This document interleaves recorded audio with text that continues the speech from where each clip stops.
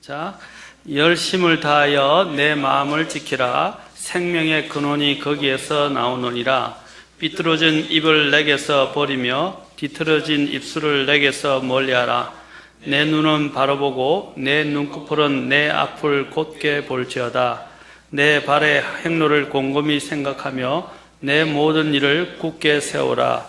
오른쪽으로나 왼쪽으로나 치우치지 말고 내 발을 악에서 떠나게 할지어다. 기도하겠습니다. 하나님, 오늘도 말씀을 높이시고 또 말씀 위에 함께 하옵소서.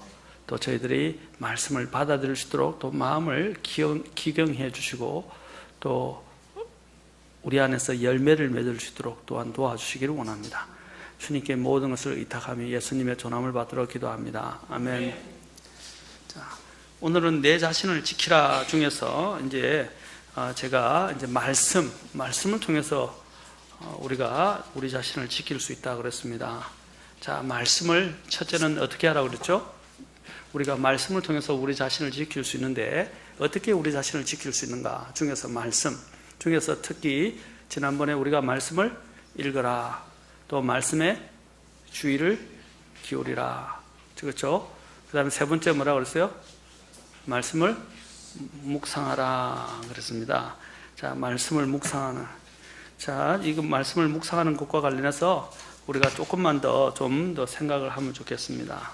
또 제가 마지막에 말씀을 묵상하는 것과 관련해서 하나님의 사랑을 묵상하라 그랬습니다. 하나님의 사랑을 유다서 21절에 보면 하나님의 사랑 안에서 너희 자신을 지키라 그랬어요.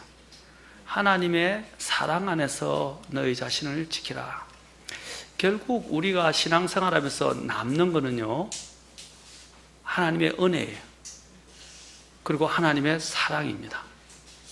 여러분, 사랑은 불가능을 가능하게 합니다. 사랑은 어떠한 상황에서도 우리가 살아갈 수 있는 동기가 됩니다. 가장 강력한 동기가 됩니다. 또한 섬기는 동기가 되게 합니다. 희생하게 하는 동기가 되게 합니다. 모든 것에 우리의 섬기는 가장 큰 동기는 사랑이에요. 그래서 사도 바울이 하나님의 사랑이 뭐라고 그랬어요? 그리스도의 사랑이 우리를 강건한다라고 이야기했어요. 또한 사도 바울은 뭐라 했습니까? 나의 나된 것은 하나님의 은혜로다라고 이야기했어요. 그리고 내가 다른 어떤 사람보다도 수고를 하였으나 뭐라고 했어요? 그것은 내가 아니요 뭐라고 그랬어요? 하나님의, 기억 안 나세요? 이제 고린도전서 15장으로 잠깐 지고 계시고 4장, 고린도전서 15장으로 가서 한번 봅시다. 15장 10절. 그래서 사도 바울이 부활과 관련해서 언급하면서 이제 복음의 핵심에 대해서 언급하면서 그가 섬길 수 있었던 가장 큰 동력은 무엇이냐? 바로 하나님의 사랑과 하나님의 은혜였다라는 겁니다. 왜냐하면 사도 바울은 살인자였잖아요. 맞습니까? 하나님의 교회를 핍박하는 자였어요. 하나님을 대적하는 자였어요. 그런데 그가 어떻게 하나님 앞에 부르심을 받았죠?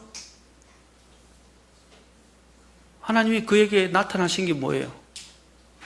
은혜예요, 은혜. 기적이에요. 그는 은혜의 부르심을 체험했어요. 그는 살인자였어요. 주님을 정면 대적하는 자였어요.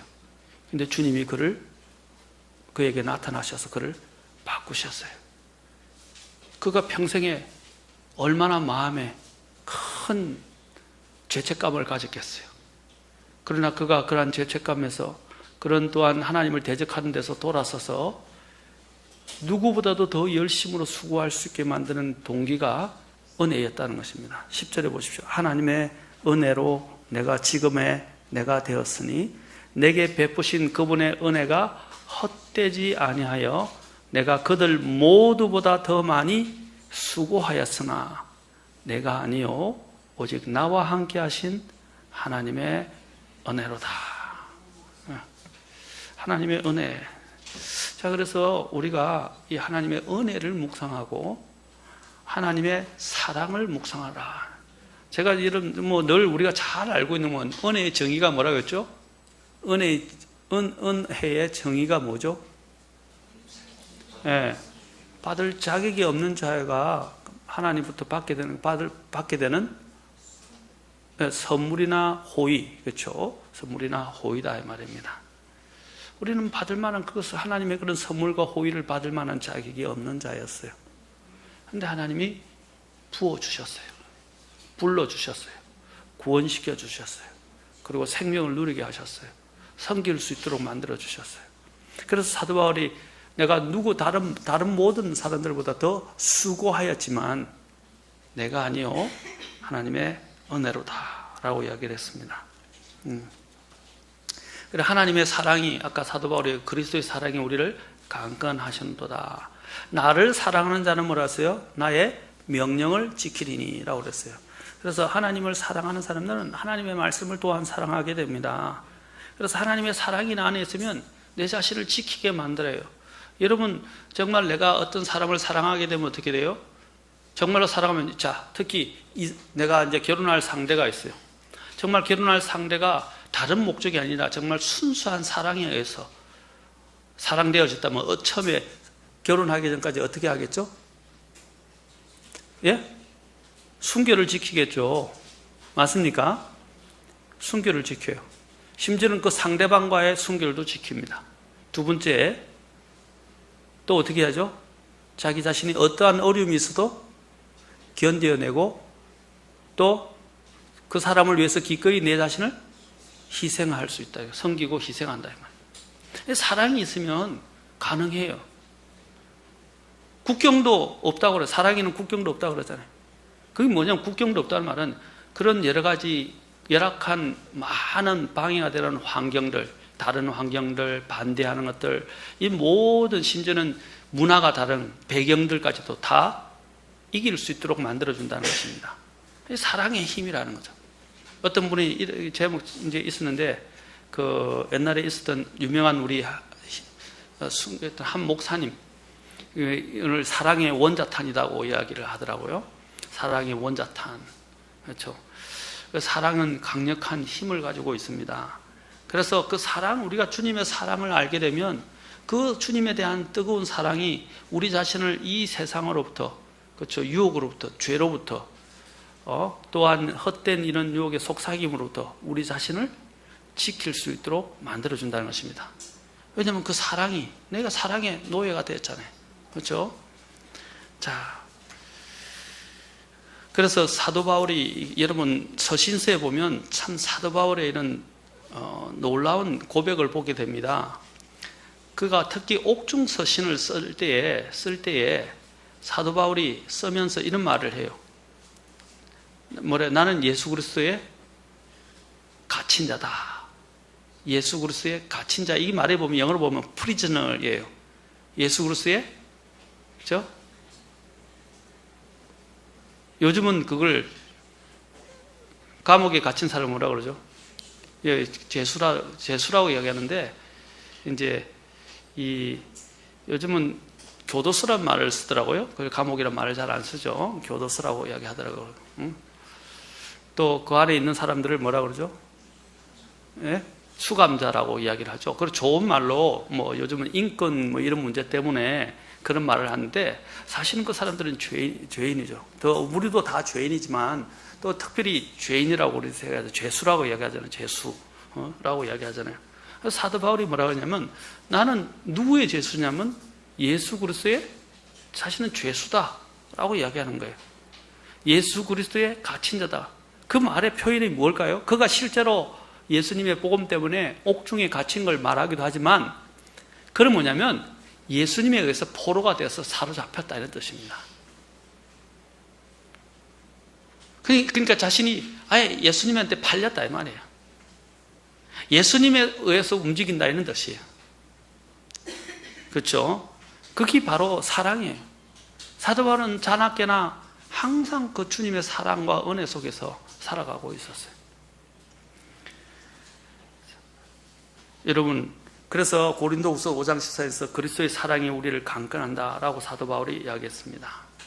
그리고 또한 사랑하게 되면 어떻게 됩니까? 아까 먼저 희생하고 섬기게 되죠. 그렇죠? 만약에 여러분이 사랑한다면 그 어떤 것에서 빼앗기거나 지거나 하지 않을 거예요. 그래서 잠언 8장 17절에도 보면 나를 사랑하는 자들을 내가 사랑하리니 주님께서 말씀하셨어요. 그리고 일찍 나를 찾는 자들이 나를 만나리라. 일찍 찾는다는 말은 뭐예요? 자, 여러분이 부모님을 사랑해서 이제 기차표를 끊는데 한정 티켓이에요. 그래서 특히 여름 명절 때 되면 어떻게 해요? 예, 전날 밤부터 자리를 그죠? 깔아놓고 표권을 기다려요. 그렇죠?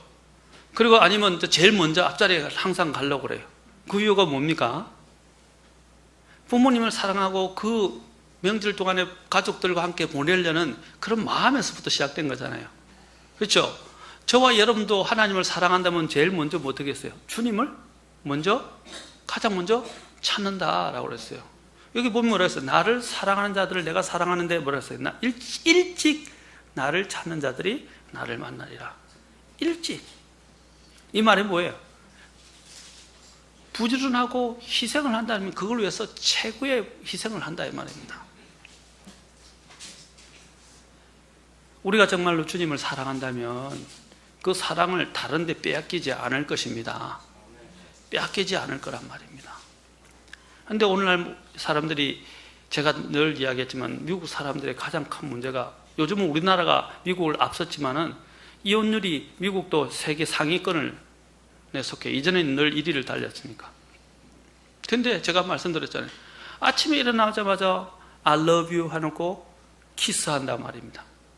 그죠? 순간순간마다 만나서 헤어질 때마다 늘 하는 사람들이 고백하는 게 I love you, I love you 해서 키스 쪽쪽쪽쪽 하거든요. 그렇죠? 미국 사람들은 그래, 애정 표현을요 어디든지 해요. 극장이든 어딘 교회에서도 심지어는 팔짱을 끼고 앉아요. 팔짱을 낀 게 아니라 어깨를 감싸고 앉아요. 남편들이 되게 안에. 미국 사람들은 그런 게 참 강해요. 보면 어떤 데는 우리나라 정서로는 안 맞아요. 교회에서 보면 너무하다, 저렇게까지 할 필요 있냐, 저렇게까지 애정 표현을 해야 되냐 할 정도로 미국 사람들은 그런 거 개의치 않고 애정 표현이 강해요. 그렇죠? 그래도 우리도 마찬가지. 주님 앞에서 정말 주님을 사랑한다면 어디든지 주님에 대한 사랑을 고백하고 표현할 수 있고, 그렇죠? 또 그 무엇보다도 주님을 중시하게 될 것입니다. 지금 제가 말하는 것은 우리가 하나님의 이 성경을 보면 그 하나님의 사랑을 확인할 수 있어요. 성경은 늘 우리가 자주 듣는 이야기지만 성경은 우리를 향한 연애 편지잖아요. 그렇죠? 성경을 통해서 하나님의 사랑을 확인할 수 있단 말이에요. 그래서 우리가 성경을 읽는 것은 의무고 해야 되고, 내가 이렇게 안 하면 죄를 짓는 것이고, 이렇게 안 하면 또 죄를 짓게 되거나 아니면 하나님이 벌 받을까 봐 무서워서 이렇게 하는 사람들도 있지만, 그거는 종의 마음이에요. 종들은 어떻게 합니까? 노예나 종들은 주인이 무서우니까 한다 이 말이죠. 그러나 아들보다 더 좋은 게 친구인데, 성경에서 친구는 어떻게 해요? 정말 친구를 사랑하고 친구와의 정말 우정이 있으니까, 그렇죠? 친구와 함께 있으려고 하는 것처럼 우리가 정말 주님의 친구이고 주님을 사랑한다면 우리가 하나님의 말씀을 사랑할 수밖에 없어요. 우리가 그 사랑을 또한 확인할 수 있는 방법은 성경을 통해서입니다. 그래서 주님은 나를 사랑하는 자는 나의 명령을 지키리라. 나의 명령을 지키는 자라야 또한 나를 사랑하는 자니 라고 주님이 말씀하셨어요. 하나님의 이 사랑을 우리는 말씀을 통해서 하는데, 이 사랑을 성경에 계시해놨고 이 사랑을 성경을 통해서 확인하면서 우리는 우리 자신들을 지킬 수 있단 말입니다. 자, 그래서 우리는 이제 더 나아가서 제가 주님의 말씀을 묵상하는 이유가 이 바라도 사랑을 확인하는 것이다 라고 말씀을 드렸습니다. 우리는 이 묵상의 가치를 알아야 됩니다. 그래서 하나님의 말씀을 그 어떤 것보다도 묵상해야 됩니다. 유진 피터슨이라는 분이 신학자이기도 하고, 근데 그분이 자신의 경험을 통해서 묵상을 통해서 오게 되는 이런 청명들을 잘 이야기해 주세요. 자, 이렇게 이야기합니다. 그는 살림이 우거진 동네에 살 때 뼈다귀를 좋아하는 강아지를 키웠습니다. 가끔 숲을 산책할 때면 코요테가 물어 죽인 사슴의 사체가 발견되었는데 산책길에 동행한 강아지는 사슴의 사체에서 정강이 뼈나 갈빗대를 찾아 입에 물거나 질질 끌면서 집으로 운반해 옵니다. 강아지는 그 뼈를 가지고 장난치다가 곧 은밀한 곳으로 끌고 와서 본격적으로 물어뜯으며 그 맛을 즐깁니다. 때로 나지막하게 가랑가랑 소리를 내는데 그것은 즐거움에 푹 빠져 있을 때 강아지들이 내는 소리랍니다. 그 2시간 정도 뼈를 뒤집어가며 맛보고 나면 그걸 다시 은밀한 곳에 파묻습니다. 그리고 그 다음날 뼈를 파내어 2시간 동안 맛을 즐깁니다. 유진 피터슨은 뼈다귀를 보면서 그 즐거움에 빠져있는 강아지의 모습, 너무 좋아서 가랑가랑 소리를 내는 그 모습이야말로 묵상하는 상태를 상징적으로 잘 드러내주는 것입니다. 묵상은 신음소리가 날 정도로 즐거움에 빠지는 일이라는 것입니다. 바로 이 유진 피터슨의 모습을 잘 통해서 그가 나눈 이야기를 통해서 묵상의 그 즐거움, 묵상에 빠져있는 사람의 모습을 보여줍니다. 묵상은요, 정말로 우리를 달콤하게 하고 그 속에 빠져들게 만듭니다. 그래서 시편 119편에서 103절에는 뭐라고 그랬습니까? 참으로 주의 말씀은 뭐라 했어요? 정금보다 더 사모할 것이다. 시편 19편 10절에서 말했습니다. 또 시편 119편 103절에서도 주의 말씀들이 내 입에 어찌 그리 단지요? 꿀보다 더 달다고 이야기하고 있습니다. 뭐라고 그랬어요? 정금보다 더 사모하고 꿀보다 더 달도다라고 시편 19편 10절에서도 이야기하고 시편 119편 103절에서도 입에 달다고 했습니다. 꿀보다 더 달다고 했습니다. 왜냐하면 하나님의 묵상을, 아까 강아지가 그 뼈다귀 되게 좋아하잖아요. 저도 봤거든요. 강아지 뼈다귀 얼마나 좋아하는지. 먹고 또 핥았다가 또 숨겨놨다가 또 먹고 핥아, 그렇게 하듯이 바로 그 맛을 의미하는 거잖아요. 우리도 마찬가지입니다. 그 하나님의 말씀의 맛을 의미해 보십시오. 그렇죠? 그 베드로에서도 뭐라 했습니까? 하나님의 그 은혜를 맛본 자는 맛보아 알지어다 라고 말하고 있어요. 그렇죠? 하나님의 그 선하심을 맛보아 알지어다 라고 말했어요. 맛을 보면 아까도 얘기했죠. 진짜 감칠맛이 나고 미칠 듯이 그 맛을 사모하게 됩니다. 오늘날 그리스도인들이 이러한 영적 체질을 바꿔야 됩니다. 여러분, 다윗이 얼마나 하나님의 법을 사랑했고 묵상의 가치를 알았습니까? 그는 말합니다. 오, 내가 주의 법을 어찌 그리 사랑하는지요. 주의 법을 어찌 그리 사랑하는지요. 그 법이 종일토록 나의 묵상이 되나이다. 그랬어요. 법을 사랑하는 사람, 법을 손에서 떼지 않는 겁니다. 전에도 말씀드렸지만 말씀이 어떤 사람은 부담으로 다가오고 두려움으로 다가오고 심지어는 율법이 되어버려요. 여러분, 법을 무서워하면 됩니까? 원래 법이 만들어진 목적이 뭐죠? 사람의 가장 기본적인 생활을 보장하고 또 사람들의 생활을 더 이런 조직 사회에서, 그렇죠? 사회생활에서 윤택하게 하기 위해서 최소한의 금도를 정한 거예요. 맞습니까? 그게 법의 원래 목적이에요. 마찬가지입니다. 하나님의 법의 목적을 알아야 돼요. 법의 목적은 뭡니까? 우리를 살리고 우리에게 생명을 주고 우리를 평안하고 우리를 바른 길로 인도하기 위해서입니다. 결국은 우리를 살리기 위해서예요. 그래서 주님이 내가 주려는 것은 평안이요, 그저 재앙이 아니라고 말씀하셨잖아요. 그런데 사람들은 하나님의 말씀을 보면서 이것도 하라, 이거 하지 말라, 너무 하지 말라는 게 많고 너무 하라는 게 많고 전부 명령이고 부담스럽다는 거예요. 그는 하나님의 사랑의 목적을, 그 법 뒤에 배변에 있는 하나님의 사랑을 몰라서입니다. 우리 자녀들, 제가 늘 이야기하잖아요. 엄마들이 잔소리하는 이유는 뭡니까? 자녀들을, 물론 엄마들이 자신이 이기적인 엄마들도 있어요. 자신들의 유익과 감정과 편안함을 위해서 아이들을 방치하고 아이들을 쥐잡듯이 잡는 분들도 있어요.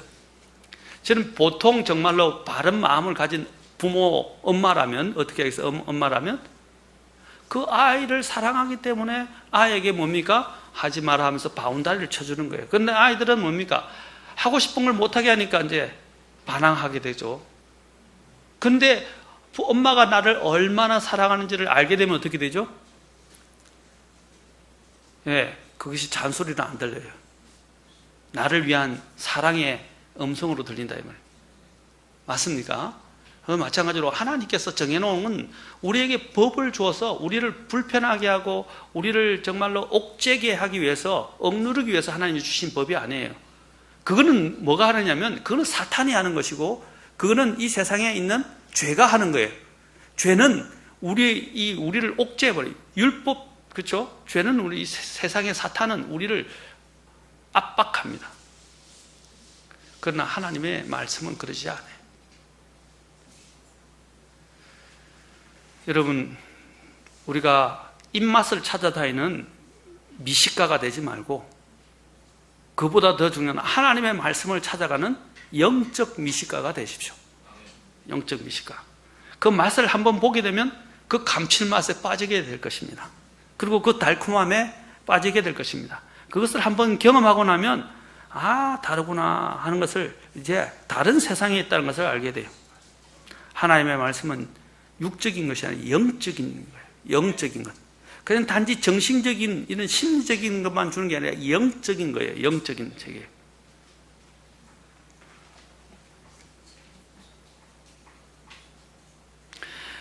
이 다윗을 보면, 다윗은 전쟁을 한 사람이, 전쟁의 사람이었습니다. 그가 얼마나 많은 전쟁을 했습니까? 도망로 가고 수많은 그 정복 전쟁을 해서 왕국을 딱 안정시켜서 그 위에 솔로몬에게 물려주었던 것입니다.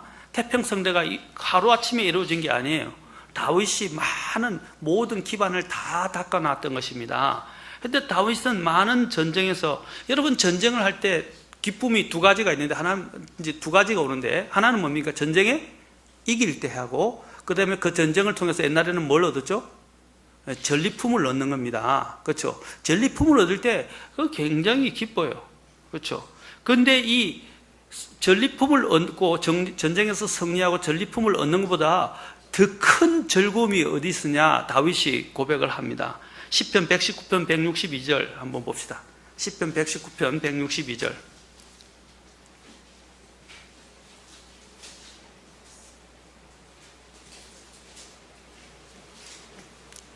자, 시편 119편 162절.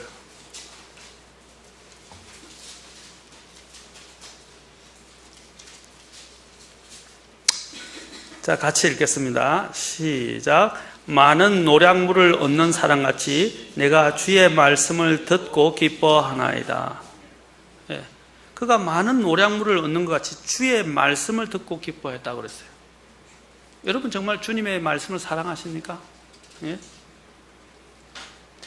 여러분 여기 우리 고생도 있고 이제 취업 준비하는, 그렇죠? 시험 준비하는,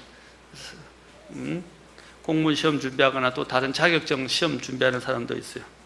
여러분 시험에 합격하고 또 어떤 자격증을 얻게 되고 또 어떤 대회에 나가서 금메달이나 최우수상을, 그렇죠? 대상을 받는 것보다, 또 학자가 어떤 것에서 좋은 연구 결과들을 얻는 것보다 더 큰 기쁨이 어디냐면 하나님 말씀을 통해서 그 진주를 발견하게 될 때 정말 더 기쁜 것입니다. 여기 지금 여기서 이야기한 전쟁에 어떤 전리물을, 노량물을 얻는 것보다도 바로 주의 말씀을 보고 기뻐했다라고 되어 있습니다.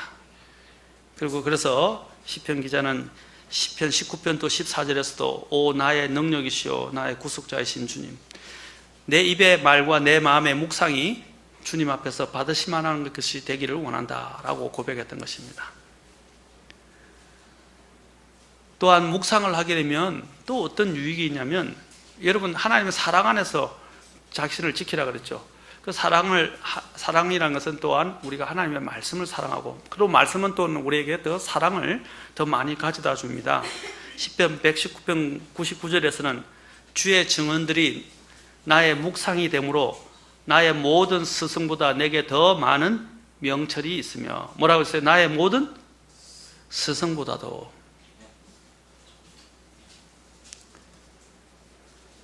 자, 여러분 실제로 이러한 사례들이 많이 있습니다. 여러분 아는 과학자들 중에서도 성경을 통해서 많은 과학적 사실들을 발견한 사람들이 많이 있습니다. 특히 대표적으로 제가 한 사람만 또 들어드리자면, 여러분들이 매튜 머리 박사라는 분이 계신데, 이분은 해양학의 아버지라고 불려집니다. 매튜 머리는요, 그는 이제 버지니아주에서, 미국 버지니아에 태어났는데 일찍이 그는 바다에 큰 관심을 가졌습니다. 그래서 그는 선원이 되었었습니다. 그런데 항해 중에 불의의 부상을 입게 되어서 그 다음부터는 해양 연구를 하게 되었습니다. 그런데 그가 나중에는 유명한 사람이 되는데, 그는 뭘 발견했냐면 시편 8편을 묵상하다가 바다에도 길이 있다는 것을 발견하게 되고, 그래서 바다에 길이 있다는 그 힌트를 얻어서 그 바다의 길을, 그 해류 있죠, 해류, 바다가 이렇게 흘러가는 그 길을 연구하기 시작해서 바로 모든 바다 길의 바다 지도를, 해양 지도를 만들었어요. 근데 지금도 그것이 가장 획기적인, 이것이 없었다면 많은 배가 조난을 당하고 많은 배들이 어떻게 했냐면 파선을 당했을 것입니다. 길을 잃었을 거예요. 그런데 이 사람의 이 해양을 연구한 그 바다 길을 연구해서 내놓은 이것 때문에 요즘 이 사람들이 얼마나 안전하게 항해를 한지 몰라요. 그래서 그를 해양학의 아버지라고 부릅니다. 바로 그 매튜 머리가 그것을 어디서 발견했다고요? 성경, 특히 10편 8편을 통해서 발견하게 되는 거예요.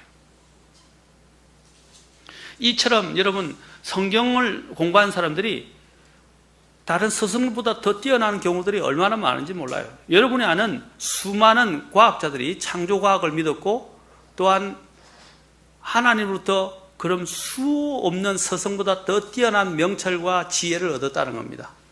여러분 잘 아는, 우리가 아는 사람들도 있지만 천재 과학자이자 비행기도 만들고 잠수함을 설계했던 레오나르도 다빈치, 다빈치 코드로 인해서 자꾸 엉뚱하게 이야기되는데, 레오나르도 다빈치 이 과학자도 그렇죠? 크리스찬이었어요. 그런데 지동설을 주장했던 코페르니쿠스도 마찬가지였어요. 그렇죠? 원래는 이 지동설을 그가 잘못하는 데서 이제 나와서 문제가 됐지만, 그렇죠?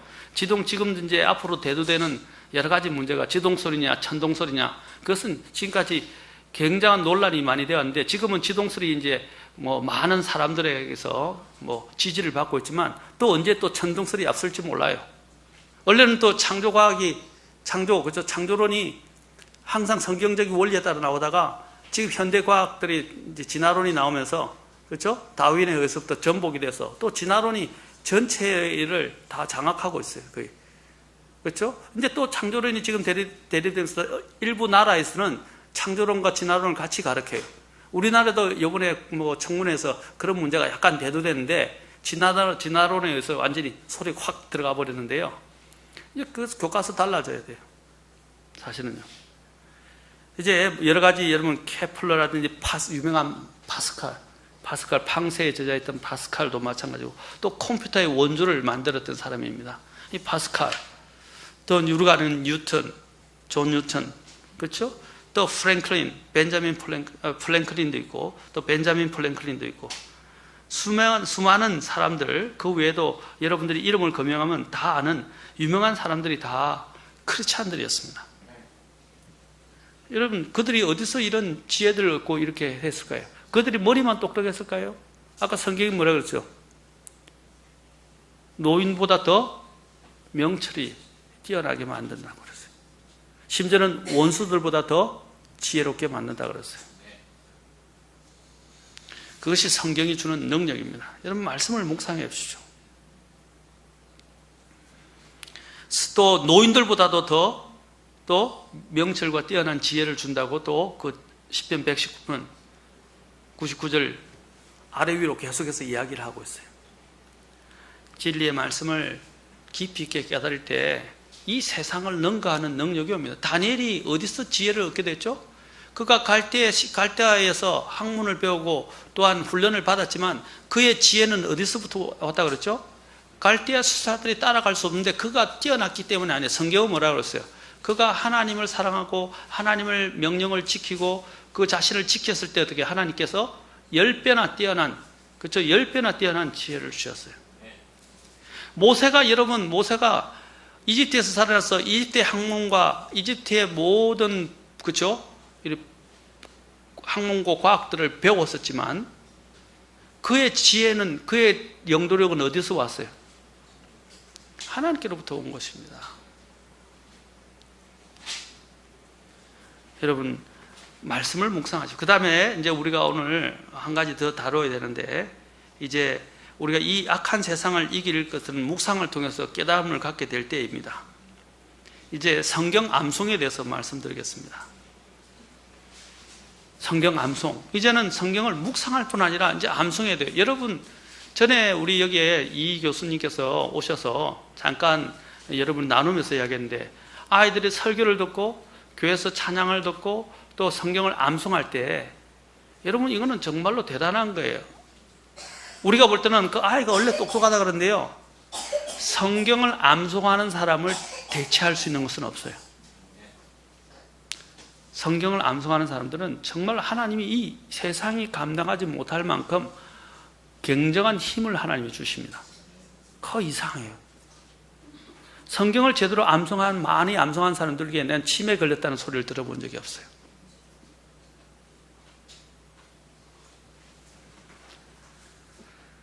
여러분, 성경을 암송하는 것은 아이들이 이야기하자면 두뇌 활동도 많아지고 점점 더 이 세상보다도 더 지혜롭게 만들어주는 탁월한 권능을 가지고 있습니다. 여기 보면 지금 이 세상에서요, 별로 안 좋은 이야기도 있지만 좋은 이야기를 쓰세요. 그들이 그것을 잘못 사용한 거죠. 여러분, 지금 여기에 우리가 저는 안 좋아하지만 K-팝이라든지 또 우리나라 대중가요라든지 또 여러 가지 이런 무대 활동이 연예계에서 활동하거나 어떤 분야에서 활동하는 사람들 있죠. 예술가들도 마찬가지고 그분들의 많은 사람들이 이전에는 다 교회를 다녔던 사람들이 대부분이에요. 물론 교회를 안 다녔던 사람들도 뛰어난 사람들도 있겠지만 많은 배경을 보면 크리스찬들이 이랬다고 이야기하는 사람들이 많아요. 소위 지금은 하나님을 떠나고 믿음을 저버린 사람들도 많죠. 그런데 그들이 그런 뛰어난 이런 것들을 어디서 배웠어요? 특히 음악성 보세요. 어디서 배웠을까요? 어릴 때부터 물론 부모들이 철저하게 어릴 때부터 음악적인 훈련을 가진 음악적 집안도 있을 수 있겠죠. 또 태어날 때부터 이런 재능을 가진 사람들도 있겠죠. 그런데 그들이 보면 교회에서 찬양 부르고 배우고 피아노 치고 하면서 음악을 접하게 되면서 더 이렇게 그런 길들로 완전히 들어간 사람들도 많이 있다는 거예요. 그런데 그들이 이 세상 음악을 접하면서부터는 이제 그 세상 음악에 잘못된 꼭 MSG에 중독된 사람처럼 이 잘못된 것들에 중독이 되어서 하나님을 기쁘시게 하다 보면 세상을 기쁘게 하고 하나님을 우상으로 삼기보다는 이 세상의 사람들의 우상이 되고 또한 그 인기를 우상으로서 만들어가는 사람들이 되어버렸다는 것입니다. 그런 뛰어난 그런 부분들의 자질들을 어디서 얻었습니까? 그들이 교회에 하나님과 함께 있으면서 얻게 된 거예요. 그들은 자기들이 잘나서 됐다고 생각하죠? 아닙니다. 하나님이 주시지 않으면 아무것도 우리가 누릴 수 없어요. 예를 들어봅시다. 하나님이 건강을 주지 않으면 어떻게 되죠? 그 사람이 아무리 뛰어나도 그것은 끝나는 거예요. 그렇죠? 아무리 재능이 뛰어나도 그 건강을 주셔야 되잖아요. 하나님이 호흡을 지고 계시잖아요. 우리가 하나님을 떠나서는 사실 아무것도 할 수 없는데도 왜 하나님을 떠나서 살려고 하는지 모르겠어요. 하나님이 없어도 잘 된다. 그건 마귀가 주는 거예요, 사실은요.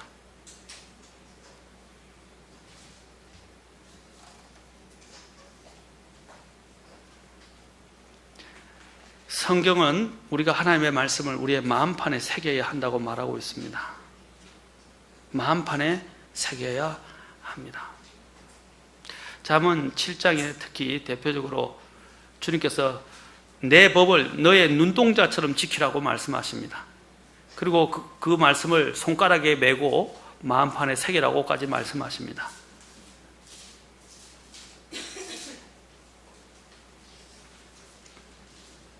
이 돌과 같이 딱딱하고 완악한 이 인간의 마음, 그렇죠? 이게 하나님의 말씀이 들어가려면 어떻게 해요? 비석에 글을 새기거나 아니면 바위를, 그렇죠, 조각하는 사람들이 어떻게 해요? 정을 가지고 그 다음에 쇠망치로 정을 쳐서 어떻게 해요? 깎아서 그 비문이나 대리석이나 돌에 새기는 것처럼 우리도 이게 아무리 딱딱한 사람들이라 할지라도 하나님의 말씀을 비문에 새겨서 정을 쳐서 새기는 것처럼 우리의 마음속에 하나님의 말씀이 팍팍 들어가도록 새겨야 됩니다. 그게 암송이에요. 암송. 아이들이 암송하는 게 아무것도 아닌 것 같죠? 지금은 아이들이 저력이 나타나지 않아요. 왜냐하면 아이들은 그다지 선택권이나 많은 부분들에서 어떤 인생을 결정할 수 있는 중대한 위치에 있지 않기 때문에, 물론 아이들을 나름대로 있지만 아이들이 아직도 가치관이 형성이 안 돼 있고 빚어지고 있는 단계예요. 그러나 아이들이 성장하고 나면요, 어릴 때 외웠던 성경 구절들이 문득문득 생각납니다. 그리고 위기에 처할 때마다 그 말씀을 통한 하나님의 음성을 듣습니다. 그리고 하나님의 말씀이 계속해서 내 안에서 문득문득 나타나면서 길잡이 역할을 하는 거예요. 그래서 세상에서 혹시 이제 빠져서 죄에서 방황하다가도요, 어느 순간 하나님의 말씀이 망치처럼 그의 마음속을 쳐서 거기 울려서, 징처럼 울려서 자기의 영혼을 깨운다 이 말입니다. 이 영혼을 깨우면 어떻게 해요? 그가 내가 잘못 살았구나, 잘못했구나, 하나님이 나를 이렇게 하셨는데 나는 이렇게 하면 안 되구나, 죄에서 돌이키는 경우가 많다는 거예요. 마음판에 말씀을 새겨놓으면 그 순간에 먼지로 덮여주시면 어느 순간에 비가 오고 폭풍우가 오면 싹 먼지가 날아가면서 그 비문에 새겨진 말씀이 확 드러나는 것처럼 우리가 세상을 살면서 하나님의 말씀을 가슴판에 새겨놨던 것들이 어떤 먼지가 그냥 묻어뒀기 때문에 먼지처럼 쌓여서, 그렇죠, 안 보이는 것처럼 될 수 있지만 어느 순간 그것들이 하나님이 폭풍우가 불어줄 때 그 새겨졌던 말씀이 확 드러나는 것처럼 내 마음속에서 그 말씀의 빛이 확 드러나면서 어떻게 돼요? 내 인생이 새롭게 시작될 수 있어요. 또 말씀을 암송하는 이런 습관을 들이면 어떻게 되겠죠? 다른 책들을 외우는 것도 빨라져요. 기억력이나 그것을 또 암송하는 능력들이, 암기하는 능력들이 뛰어나게 돼요. 책을 많이 읽는 사람들이 책을 어떻게 해요? 또 빨리 읽게 되고 가면 갈수록 더 많이 읽게 돼요. 그러니까 다른 사람보다 속도도 빨라져요. 책을 많이 읽은 사람들은 속도도 빨라지고요, 더 많은 정보와 함께 이제 더 깊이가 있어집니다. 마찬가지입니다. 하나님의 말씀을 외우면 외울수록 여러분들이 하나님 말씀 속에서만 더 이 비중이 늘어나는 게 아니라 세상의 책들을 받아들이고 세상의 것들을 볼 때도 분별력이 생기기 시작하면서 그것 또한 세상들의 것들도 외워야 될 게 많잖아요. 맞습니까? 그 다른 사람보다도 이 뇌가 더 활성화되면서 외워지는 능력이 뛰어나게 돼요. 그래서 어릴 때부터 말씀을 암송하는 이 훈련은 대단히 좋습니다. 이전에 제가 내비게이터 쪽에서 좀 같이 내비게이터와 관련된 선배가 있어서 훈련을 받았었는데 그때 성경을 정말로 많이 외웠어요. 여러분도 이 성경 암송 카드를 나중에는 암송 카드를 만들어서 성경을 암송하세요. 그래서 앞뒤로 구절 적어놓고 뒤에는 성경 구절을 다 적어놔요. 그래서 차 안에서 계속 영어 단어를 외우듯이 외우는 거예요. 그런데 그게 인생에 그렇게 큰 도움이 될 줄 몰랐다 이 말이에요. 그럼 외우십시오. 우리 아이들도 암송 카드를 만들면 참 좋아요. 요즘은 그런 것들 암송 카드 나오는데 우리나라 불행히도 나온 것들은 킹제임 성경이 아니라 전부 개역 성경으로 되어 있는데 또 한쪽에는 또 영어 킹제임 성경을 해놨어요. 또 그런 것도 있어요. 영어로 외우면 더 좋지만은 이제 자기만의 카드를 만들어서 암송해 가는 것은 좋은 방법입니다. 그래서 아까 비석에 새기듯이 하나님의 말씀을 우리의 마음판에 새기면 더 오래되고 그것이 나중에는 더 우리에게 큰 영향을 준다는 것입니다. 지난번에 우리 이 교수님이 잠깐 오셔서 간증하면서 이야기했지만 기억력에 대해서 잠깐 언급했죠. 제가 그것도 설교도 이전에 했었어요. 예. 이 사람의 기억력은 한계가 있다고 그랬죠. 어떤 일을 듣기만 했을 경우에는 24시간이 지나면 불과 8%만 기억합니다. 그런데 기록하면서 들으면 25%를 기억한다고 그래요. 여기 공부하는 학생들 있죠? 학교에서도 마찬가지입니다. 듣기만 하면 몇 퍼센트, 24시간 지나면 8%만 기억하는데 적으면서 들으면 25%. 그런데 24시간이 지나면 그것도 또 사라집니다.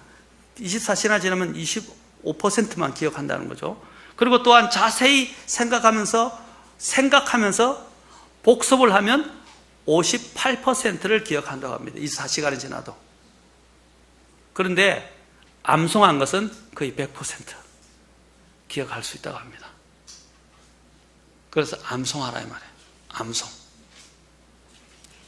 암송하는 나이는 너무 일찍 은 것도 없고요.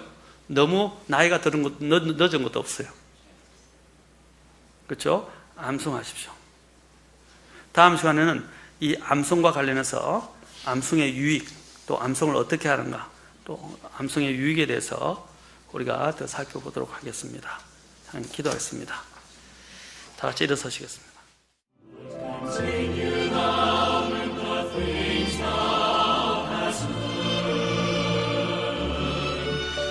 Continue